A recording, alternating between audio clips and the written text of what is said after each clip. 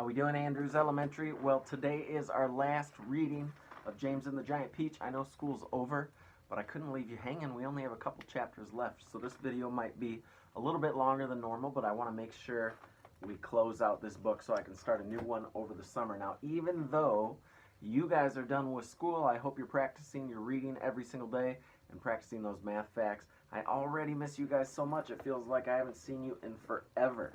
So, if you remember, we left off, the Peach was flying through the sky. They had made it through the night. They had made it past all the cloud men, which was a really scary part of the book. Now they woke up, they saw some land, and they weren't sure how they were going to get the Peach down back to the ground. But, just like he has done in the past, James came up with a brilliant idea to have the Centipede start to bite through the strings that hold the seagulls on. So, one by one, they're going to start cutting those things, and they'll slowly get set on the ground. Far below them, in the city of New York, something like pandemonium was breaking out.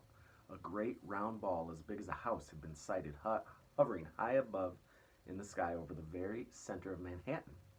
And the cry had gone up that it was an enormous bomb sent over from another country to blow the whole city to smithereens.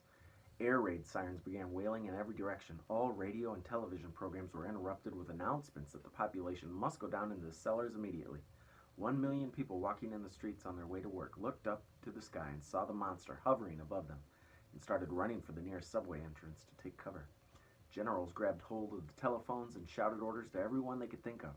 The mayor of New York called up the president of the United States down in Washington, D.C. to ask for help, and the president, who at that moment was having breakfast in his pajamas, quickly pushed away his half-finished plate of sugar crisps and started pressing buttons right and left to summon his admirals and his generals.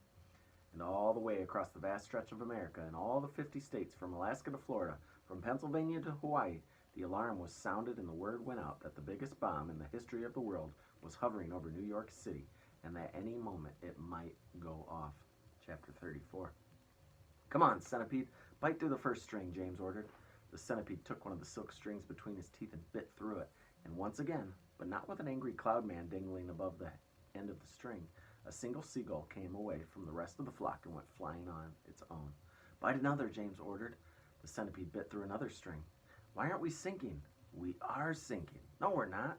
Don't forget the Peach is a lot lighter now than when we started out, James told them. It's lost an awful lot of juice when all those hailstones hit it in the night. Cut away 2 more seagulls, Centipede. Ah, that's better. Here we go.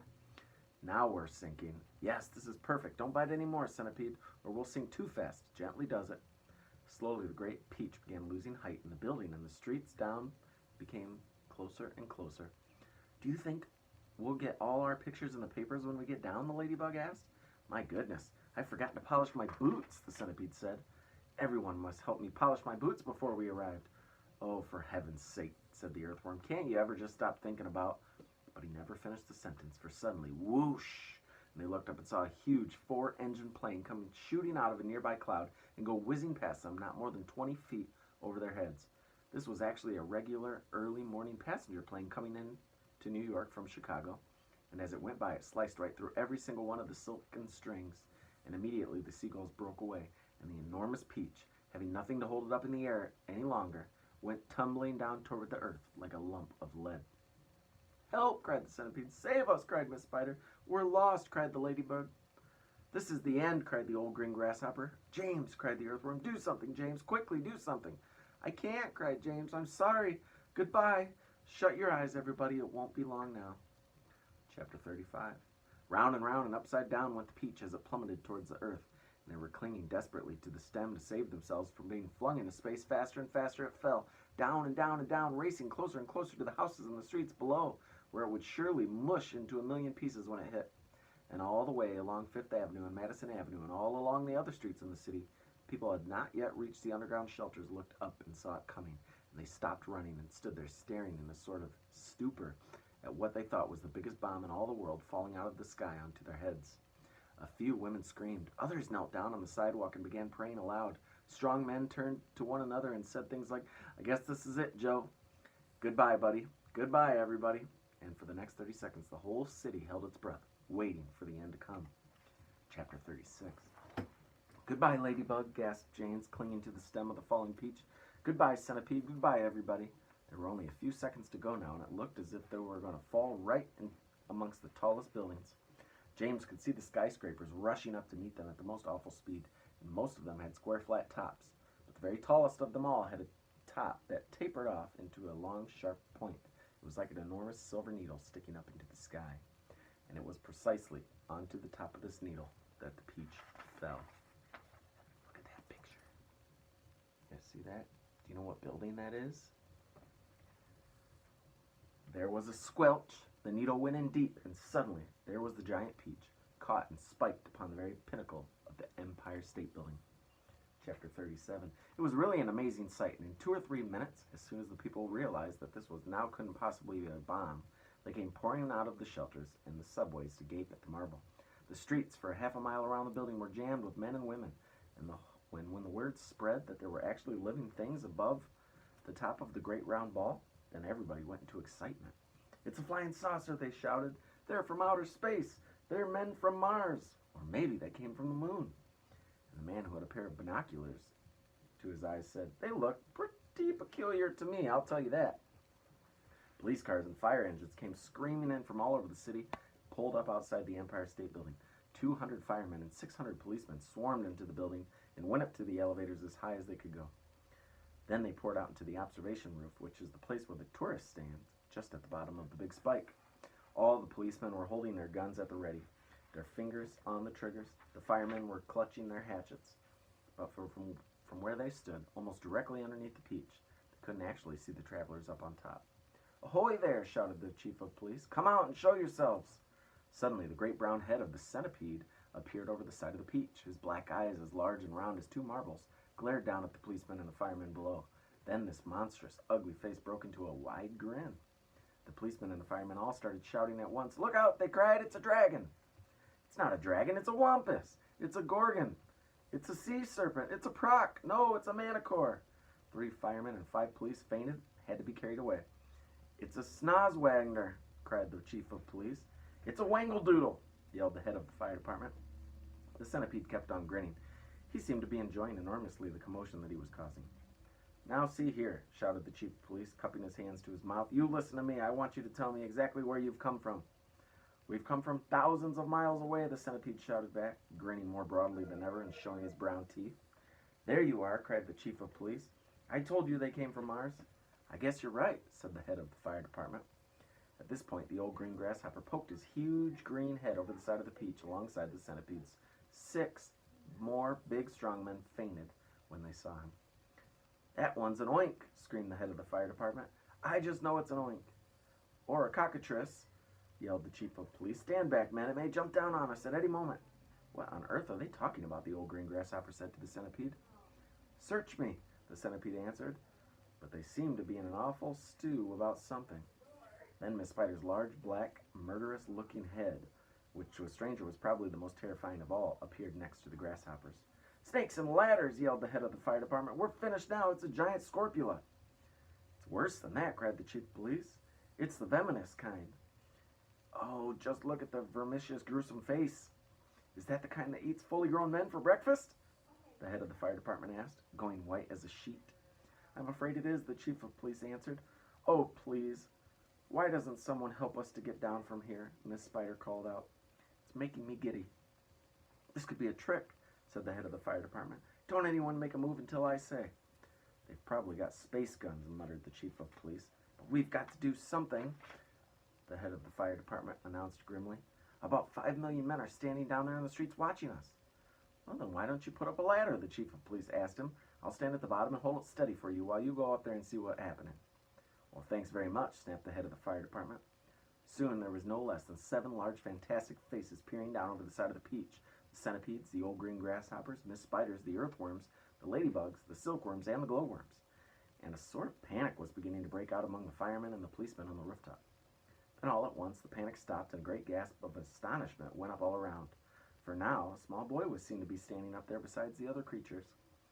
His hair was blowing in the wind, and he was laughing and waving and calling out, "Hello, everybody, hello!" For a few moments, the men just stood and stared and gaped. They simply couldn't believe their eyes. "Bless my soul," cried the head of the fire department, going red in the face. "It really is a little boy, isn't it?" "Don't be frightened of us, please," James called out. "We're so glad you're here." "What about those others beside you?" shouted the chief of police. "Are they any dangerous?" "Of course they're not dangerous," James answered. "They're the nicest creatures in the world. Allow me to introduce you to them, one by one, and then I'm sure you'll believe me. My friend, this is the Centipede, and let me make it known, he is so sweet and gentle, although he's overgrown.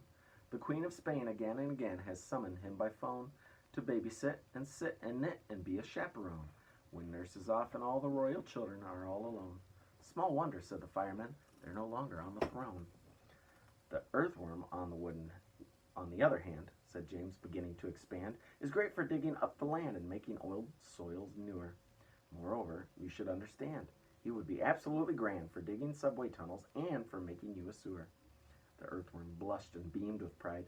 Miss Spider clapped and cheered and cried, could any words be truer? And the grasshopper, ladies and gents, is a boon in millions and millions of ways. You only have to ask him to give you a tune, and he plays and he plays and he plays. As a toy for your children, he's perfectly sweet. There's nothing so good in the shops. You've only to tickle the soles of his feet, and he hops and he hops and he hops. He can't be fierce, exclaimed the head of all the cops. There's an illustration. Can you see it? There they all are, standing on top of the peach. And now, without excuse, I'd like to introduce this charming glowworm, lover of simplicity. She is easy to install on your ceiling or your wall, and although she smacks a bit of eccentricity, it's really rather clever, for therefore you will never, never have the slightest need for using electricity. At which, no less than 52 policemen cried, if this is true, that creature will get some fabulous publicity.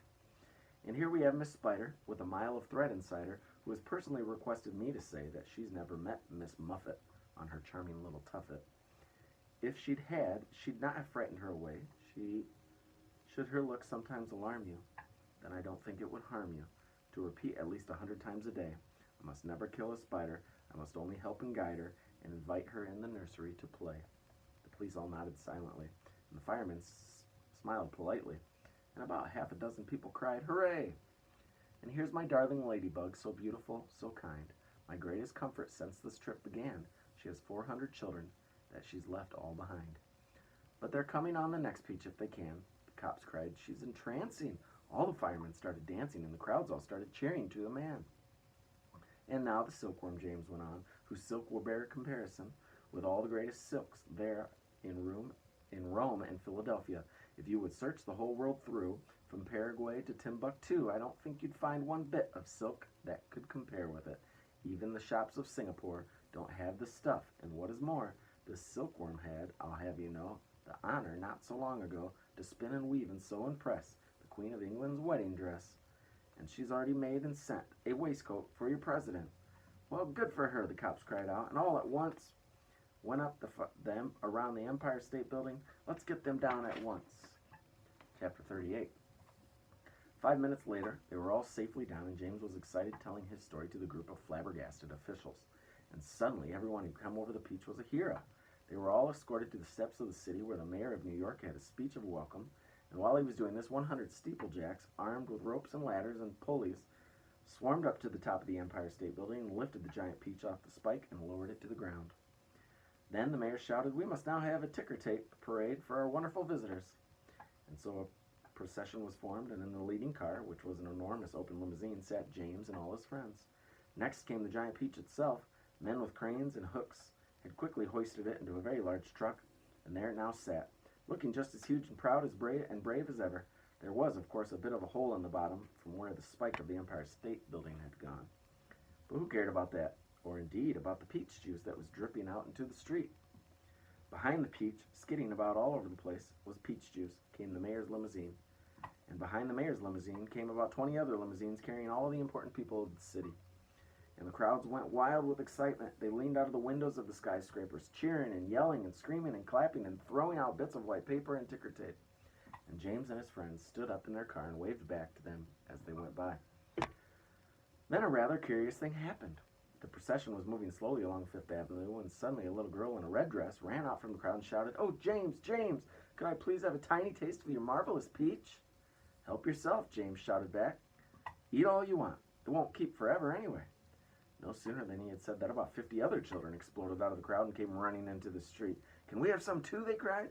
Of course you can, James answered. Everyone can have some.